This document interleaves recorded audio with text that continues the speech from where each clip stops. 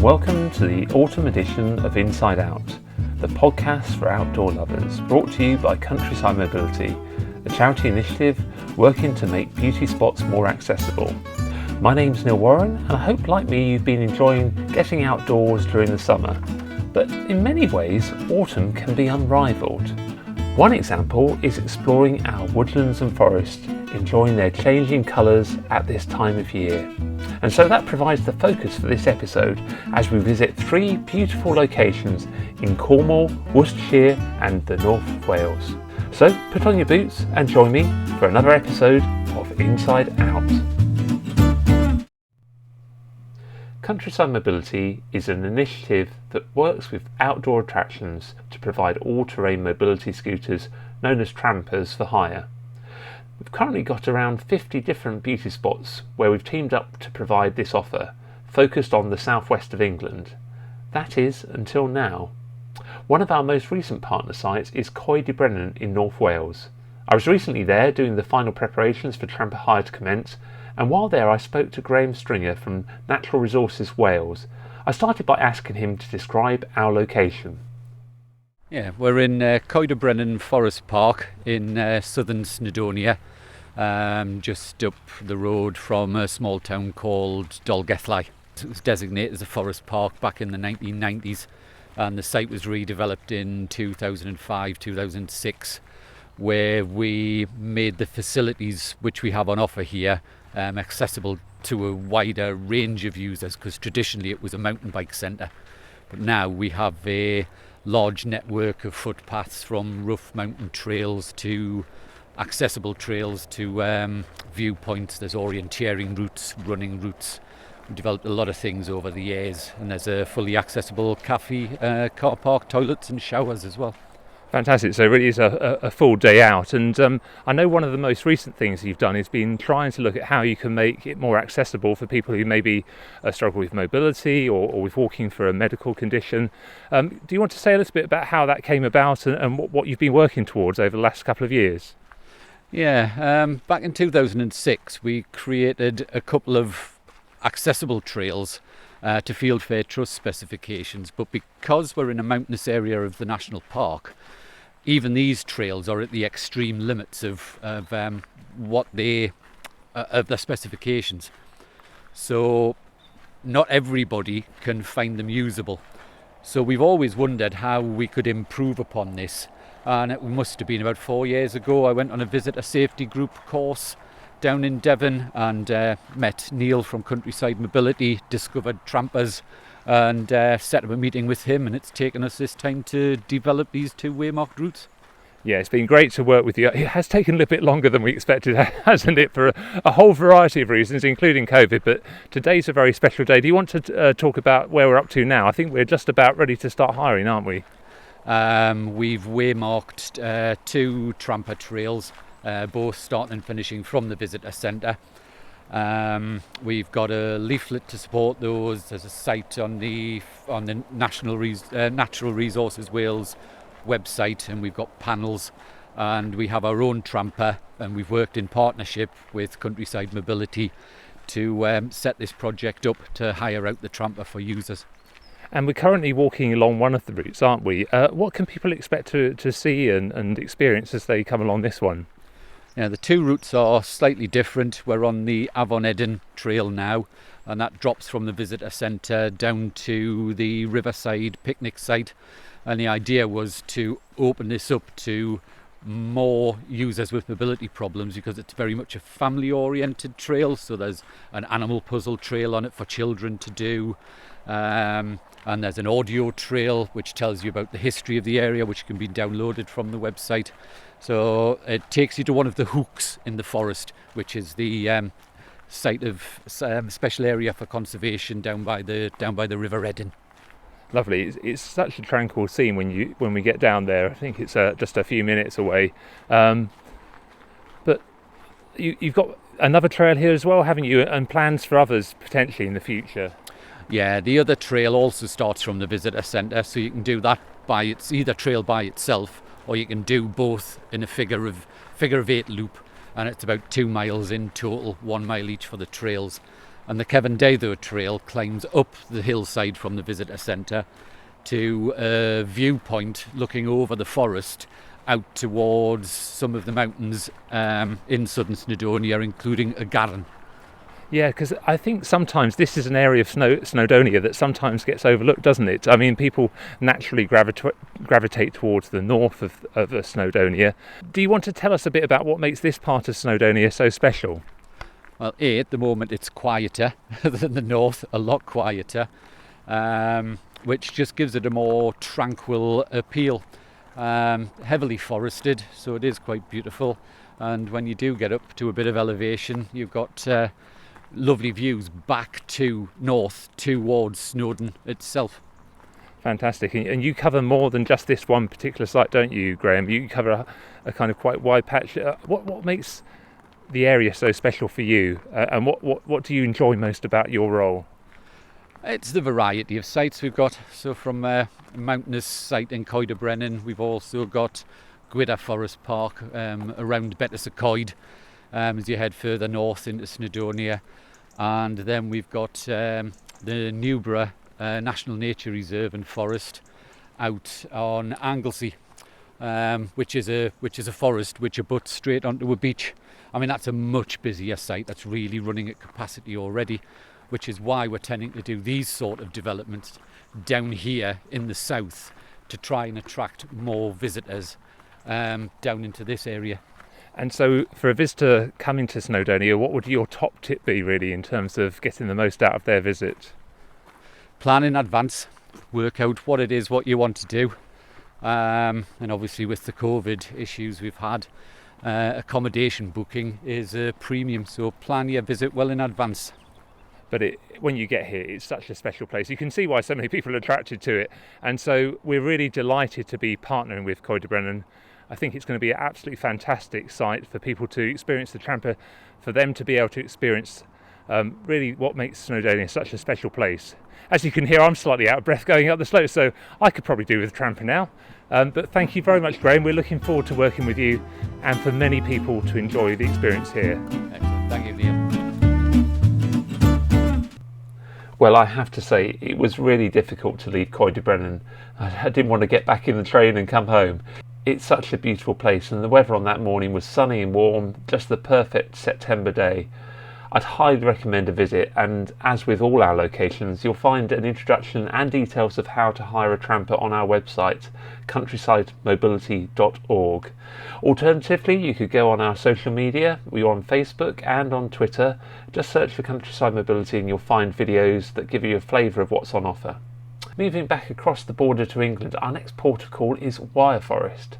Sadly, I wasn't able to record an interview while I was there in the summer, but I recently caught up with this new partner location online. Okay, well, I'm very pleased to be joined today by Emily Brooks, who is, as I understand it, the Visitor Services Officer. Is that right, Emily? That's correct, yes. Now, you are based at Wyre Forest. Now, that can be a little bit confusing because I know it's the name of a district, but it's also the name of the kind of higher location that we're working with. So do you want to explain, I guess, first of all, whereabouts is Wyre Forest? So we are based in Worcestershire, very close to Kidderminster and Bewdley. Specifically, we're off an area off the road called the A456. So we are kind of smack bang in the Midlands, really. So we're lucky enough to have a lot of greenery around this area. And our site specifically is one of the largest ancient woodlands in Britain. And we're a pretty fair size as well. Yeah, I was going to say, there's quite a lot of history, isn't there, to the forest, as I understand it? There is, yes. Like I say, for over kind of hundreds of years, we've been unique in terms of our geology, geography, and the way we use our land as well. You know, we've got a huge variety of habitats that are in very close proximity to each other as well. So, you know, we've got a mixture of sunny glades and rides, then meadows, then heathlands, wetlands, ponds, streams. We've literally got a bit of everything here. And I think that's what makes it so popular. Well, that was going to be my next question. What is it that attracts people to come and visit? I mean, is it a mixture of local people coming regularly and people coming from further afield? We do get a little bit of everything. I mean, we're so lucky that in the Worcestershire area, we've also got a lot of attractions around us. You know, we've got West Midland Safari Park down the road, and we've got, a historic market town of Bewdley. So people come to see those sites and then happen across us as well. So we do get, of course, the local dog walkers, but we're lucky enough that we can have pretty much everything and anything on site. You can come on foot, on your bike, with your horse, in your wheelchair. The whole family can come. You can come on your own. So we do get a huge variety of people come to see us from all walks of life and from all over the country. That's fantastic. I mean, it's great that we've been able to link up with you because particularly the last time I came when we were just about to start the Tramper hire, I could see how popular it was, that whole mixture of different people who come to Wyre Forest. Now, obviously, as I said earlier on, the kind of local authorities named Wyre Forest. I think probably the first Tramper partner site that we've had that is also the name of the whole district as well. But you don't cover quite that size of area. But there are extensive walks and cycle rides, aren't there? There are, yes. We've got a huge variety of trails, really. And we've got, of course, a lot of wild trails as well that people have decided to make by themselves, which we don't mind. They get to explore the places they want to explore. But yes, you can come on your mountain bike, or you can, bring the family if you've got a baby in a pushchair. You can bring, if you've got someone in a wheelchair. That there are trails for everything, and some are accessible, some aren't. But we are working very hard to make sure that the forest is as accessible as possible for everybody now. That's great, and obviously the latest development in that is working with ourselves. I think you've had a Tramper, which is an all-terrain mobility scooter, for a few years, but it's great to kind of partner together and to really get that as known and used as possible. So do you want to tell me a little bit about what the Tramper is able to provide people access to?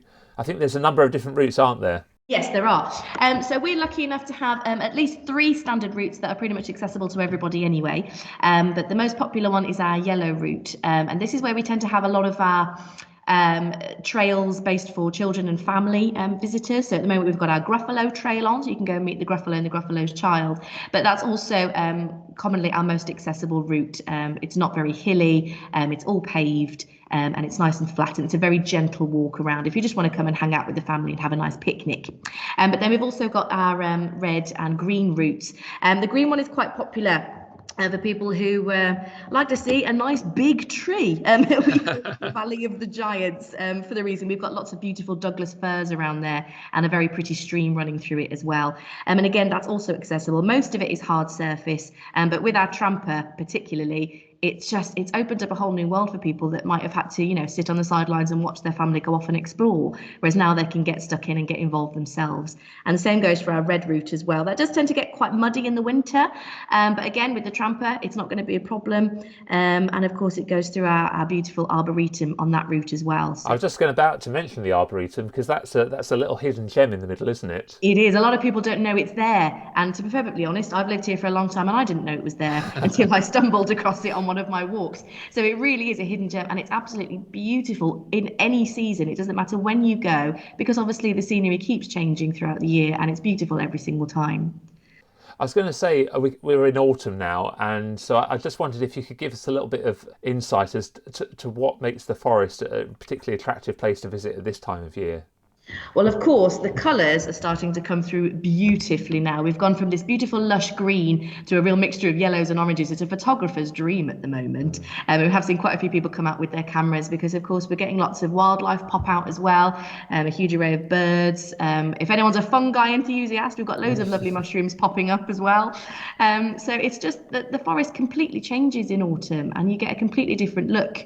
And then obviously it'll change completely again in winter, and suddenly areas open up that were, very dense before. So the viewpoint changes all the time, and it's just starting to tip now, and it's just makes it so much more beautiful. And I think at the end of someone's visit, or at the start, I guess, you've got other facilities, haven't you, as well, for people to enjoy? Yes, we have. So we've got various partners on site. We've got Go Ape here. If anyone's a bit of an adrenaline junkie, you can come and hang out in the trees for a while. And they also run a cafe on site too, so you can come and get yourself a nice bacon sandwich before your walk in the morning. Of course, we've got our toilets and all accessible toilets as well. We do also have Bewdley Outdoors here, who offer a cycle hire. So if you do want to come and enjoy our mountain bike routes, but you haven't got a bike of your own, you can come and hire one from Bewdley Outdoors. And he's got a huge array of bikes as well, and little trailers for little people to go on the back too. And he's also got some electric bikes, perhaps if a cycle might be a bit of a push. He's got some motorised ones as well. So again, he's just as accessible as us. It's great. We're one big team. Fantastic. Well, I think you've given us a really good insight as to why we should be coming to visit you. I'm now wishing I was coming to you today. It's a great place to visit. And I guess the final thing is really to ask you, Emily, what I mean, you're fairly new to your role, but what are you most looking forward to? I mean, for me, one of the main reasons that I've always been in love with this forest and what I continue to look forward to is the fact that I'm surrounded by nature all the time. So if I'm having a particularly stressful day or I've had a rough week, I can go and walk in the forest. And in terms of mental well-being, it's just the best place to be. And I'd tell that to everybody. If you're having a rough time, just come and have a stroll in the forest and you'll find you have a completely different outlook, by the end of your 20-minute walk. So I feel incredibly lucky to have that on my doorstep. And I'm in my office right now and I'm staring out into lush woodland. And, not many people get that opportunity. So I just feel incredibly privileged. And I can't wait to see what the rest of the year unfolds for me within the team. Oh, that's great. So I'm very jealous. I'm looking at a wall. So, well, thank you so much for your time, Emily. And I think you've given us all a really good flavour for what Wyre Forest offers. And I would encourage anyone who gets the chance to go and visit. So thank you very much, Emily. You're very welcome. I can't wait to see how many people get to use the Tramper and explore our forests. Great.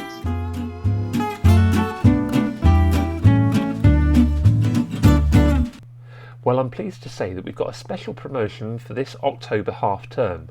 Between Monday the 25th and Sunday the 31st of October, you'll be able to receive a 2-week taster membership free of charge when you hire Tramper for the first time at Wyre Forest. That means that not only will you be able to use the Tramper there at Wyre Forest, but you'll also have another 2 weeks to access Trampers across all of our other partner locations. Do bear in mind though that, like most of our hire locations, there's just the one Tramper, so early booking is recommended to avoid disappointment. Email Wyre, that's WYRE, wyre@forestryengland.uk, or call 0300 067 4935. Now, our final forest, or is it a wood? We'll find out in the interview, is Cardinham Woods in Cornwall. This is our most recent hire location, and we've already had some lovely stories from the first users of the Tramper hire there. Cornwall's been in the news quite a lot over the last summer because of its crowds and the popularity really over the summer. I think almost every day we saw something news, but where I am today is somewhere where I think certainly you could escape the crowds. Not to say it's not popular, there's plenty of people who come here, but it's an easy place to lose yourself in the best possible way. So I'm here in Cardinham Woods and I'm with the recreation ranger, Chris, who's going to just provide us with a little introduction to what's on offer here. So Chris, how would you describe Cardinham Woods? What is it that makes people come here? What's the appeal? Well, yeah, Cardinham Woods is a beautiful wooded Cornish valley, very steep-sided, beautiful river running through the middle of it, a very mixed woodland, lots of conifer trees, but also lots of native oak plantations as well. And it's just an absolutely beautiful woodland throughout all different seasons. Yeah, and you talk about the different seasons. We're just coming into the start of autumn now, so we can just start to see a little bit of colour here. Do you want to sort of describe how things do change through the seasons here? So obviously conifer trees are always green, so that's always good. So we've always got a bit of greenery around. But actually in the bottom of the valley, like I say, it's an oak woodland with a lot of beech, a lot of sycamore. And now we're into September, moving into October, it's soon going to start turning to the really golden, coppery colours of the normal leaf change colour of the seasons before they drop all their leaves. And it's just an absolutely beautiful time of year. And sort of winter, springtime, what's the attraction at those times of year? So in winter, even though the conifers are still green, the broadleaves have lost all their leaves, you can actually see a lot more of the woodland in the wintertime, because you can see through the canopy and you can see the archaeological features that are in the woodlands, like old charcoal hearths, like we've got a silver mine within the woodland as well, so you can see all of that a lot easier, but you can just see the contours of the whole valleys, and it just brings the place to life with it being that more open. But also when you get the frosts as well, a frosty morning, I just wouldn't want to be anywhere else. It is beautiful down here. That's great. And I don't think we've mentioned whereabouts in Cornwall we are. It's we're not far from Bodmin, but I don't know if that gives it justice as to kind of, I think people think of Bodmin, they'll think of Bodmin Moor, and we're not far from Bodmin Moor, but it's quite a different location, isn't it? Yeah, so we're really in a really good location. We're sandwiched between the two major trunk roads into Cornwall, so we've got the A38 and the A30.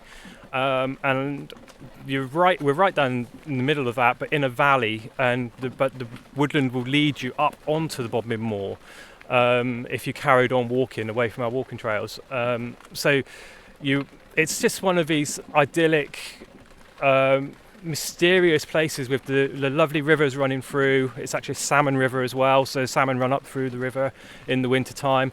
People often think of Cornwall, and they especially over the last summer, as I said, they've thought of crowds, but there are real corners of Cornwall like this where you can really escape from the crowds.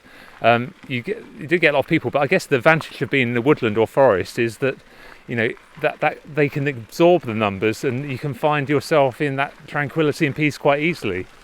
Yeah, definitely. It has been really, really busy in Cornwall this year, but we've actually found it to be very manageable here on site, because although the car park can look really busy at times, as soon as you leave the car park and go for a walk into the woods, we've got 4 different trails that you can walk on.